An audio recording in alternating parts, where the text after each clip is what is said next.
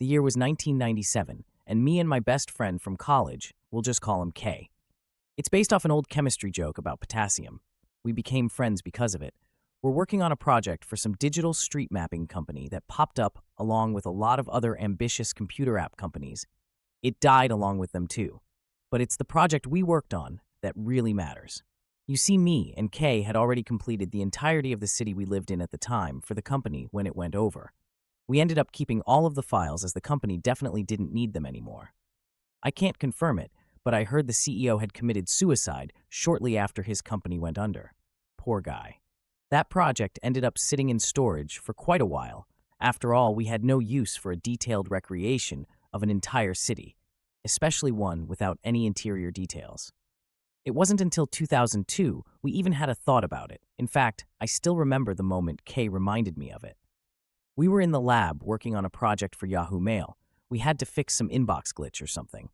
Kay looked over at me after a moment of silence and said, "Me, do you remember what we did with that project for that map company?" The moment he said that, I reeled from the memory of programming that just for it to shut down halfway through the planned prototype's build phase. It proved useful. After all this time, though, me and Kay had been dipping in game development for a few companies at this time, since we made most of our money from commissions, and video games made up a lot of the market now. Once we booted up the models, we realized that we already had most of what we needed for a pretty solid open-world game. The size of the map was huge. I mean, it was an entire city span. All we really needed to do was to make interiors for buildings we wanted used, then to make some enemies, and a playable character. We made a basic player script and decided to really focus on interiors and AI for the enemies. Kay was better at the modeling stuff, and I did better with the programming, so we decided to split the work in the most efficient way we could. I made the AI, and he did the world map. It wasn't until 2005, when the company shut down, that we really put our project into high gear.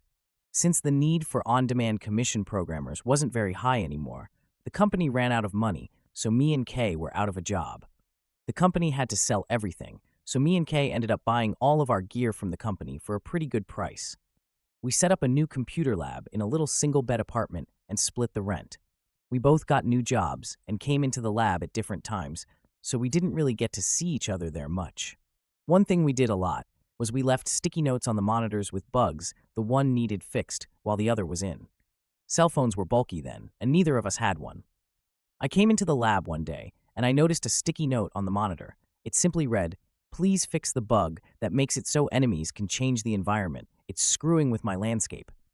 It was definitely a little weird, but I figured it was an issue with the vertices of the enemies getting caught with the ones in objects or something. It was an issue that arose with making my own engine, one I had thought that I'd fixed. When I went into the code, though, I couldn't figure out what was wrong. I tried to recreate what I thought he was talking about when I saw it. The NPCs weren't clipping or fusing with the environment, or at least I didn't think that was the issue.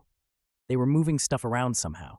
Chairs, couches, TVs, cars, trash bins, whatever movable objects there were in the game, they'd been pushed around the map. I programmed the AI to ignore pushable objects, and it seemed to be working finally. It had already been hours, and it was super late, so I called it a day and forgot to turn off the computer. I had work back-to-back at the office job I worked at the time, so I couldn't go into the lab for a few days. When I was finally able to come in, though, I found a few sticky notes sitting on the monitors. They were all pretty similar, with an example being, "Bug with district number 3, street number 12, lamp pole number 7, model inverts upon night cycle start." However, I also noticed a note that read the following: "Come in, dude. Actually fix the enemy's interaction with the world map, please. It's gotten worse, and I don't want to work on the world map much more until it's fixed. The game's somehow saving the changes, and I have to manually fix it in the editor and export a new build every time. It's making it frustrating to work on." This got me pretty worried. How could the enemies be making permanent changes to the project? That shouldn't be possible outside of the editor, and the project is only run in a debug window. There shouldn't be any connection. No matter how far I scrolled into the code, I couldn't find anything with any remote connection to this bug. By this point, the bug was more like a virus because I couldn't fix it or figure out where the problem was originating from. I knew it was either a problem with the world map or the enemy's AI. I looked through the changes he was writing about, and it was a mess. I could tell before I ran it that Kay had fixed most of whatever changes were made, other than slight graphical glitches here and there with the world map. The game had pretty much been repaired, but the moment I ran the program, it all jumped into chaos. The map was rapidly changing, buildings were moving, being destroyed, and built.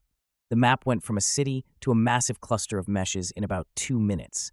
I was honestly too awestruck to shut down the program or really do anything. The landscape looked desolate, with no NPCs or proper buildings standing anymore. All there was now was an enormous collaboration of warped walls and broken objects. It was like a massive, corrupted city inside of a broken tower. After everything settled, I shut it all down and went home. I didn't go back to the lab for at least 2 weeks. I didn't go back until I realized I couldn't get a hold of Kay, and no one else knew where he was. When I finally went back, I found Kay, sitting in the same office chair he sat in when we first started in that lab together, all of those years ago. He sat there with his wrists slit, and he was dead. I saw something out of the corner of my eye in the computer screen. A face. I saw it staring at me for a brief moment before the computer went dark. And no, I don't mean a picture of someone looking in my general direction or something. I mean a face, in the game me and Kay have been working on for years. Staring at me. I didn't get a good look at it, but it was disgusting. It looked like the enemy model I designed with Kay, mixed with his face and bleeding out of every pore. I threw up. I couldn't handle it. The blurry image of that thing etched into my brain, while I was forced by my own eyes to stare at my best friend's body. After what felt like years of waiting, I finally called the cops. They got a statement from me. I left out the part about the computer for probably good reason, and after some time I could finally go back into the apartment, not that I wanted to. Kay's funeral was small, he didn't have family, and I was his only friend. It was held on a Saturday morning at 7 a.m. The day was cloudy, the sun was nowhere to be seen.